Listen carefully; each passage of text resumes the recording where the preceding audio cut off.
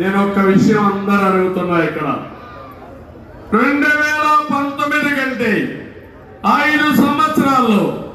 మీ ఆదాయం పెరిగిందా అని అడుగుతున్నా, మీ ఖర్చులు తగ్గాయని అడుగుతున్నా, మీ జీవన ప్రమాణాలు మెరుగైనాయని అడుగుతున్నా,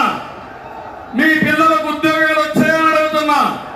రైతులకు గిట్టుబాటు వచ్చిందని అడుగుతున్నా,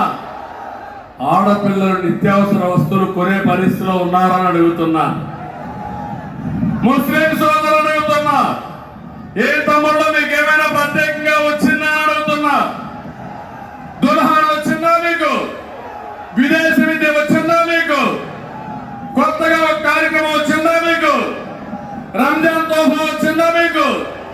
మరి ఎందుకే రోడ్డు? అతను అంటున్నాడు నేనేదో బీజేపీతో